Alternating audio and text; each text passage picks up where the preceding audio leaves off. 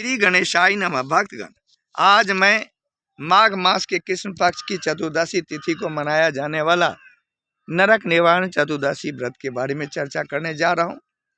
इस व्रत को करने से नरक के कष्टों से मुक्ति मिलती है और सभी पापों का नाश हो जाता है। बिहार के मिथिला क्षेत्र में लोग बड़े श्रद्धापूर्वक इस व्रत को मनाते हैं। इसी दिन भगवान शिव माता पार्वती का विवाह तय हुआ था। इस कारण से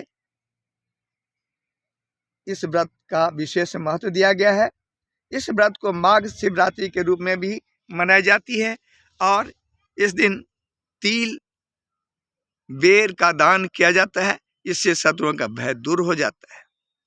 यह व्रत बुराई और पापों के प्रभाव से बचाता है और स्वर्ग की प्राप्ति इस व्रत के करने से होती है। यह चतुर्दशी तिथि भगवान शिव के लिए सबसे प्रिय तिथि मानी जाती है, इसलिए इस दिन उनकी उपासना से विशेष फल मिलता है। इस व्रत को करने से घर में सुख शांति आती है और जीवन के सभी संकट दूर हो जाते हैं। इसके अलावा इस दिन भगवान शिव माता पार्वती और भगवान गणेश की पूजा की जाती है। कहने का मतलब है इस व्रत को करने से मन वांछित फल प्राप्त होती हैं। आइए इस व्रत की पूजा विधि क्या है उसके बारे में चर्चा करते हैं।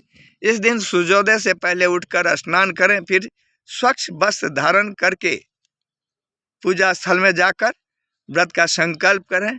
इसके बाद शिव मंदिर या अपने घर के मंदिर में जाकर शिवलिंग पर दूध, दही, घी, शहद, गंगा जल, चंदन, बेलपत्र, अक्षत, धतूरा और बेर का फल चढ़ाएं।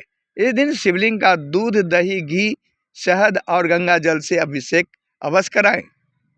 इसके साथ साथ धूप दीप जलाकर ओम नमः शिवाय या महामृत्युंजय मंत्र का जाप करें।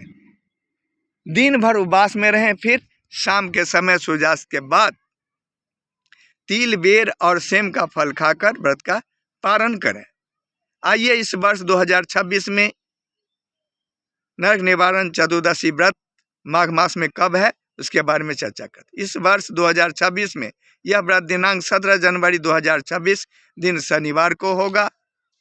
तो भक्तगण, ये थी माघ मास के कृष्ण पक्ष की चतुर्दशी तिथि को 2026 में होने वाले नरक निवारण चतुर्दशी व्रत के बारे में जानकारी।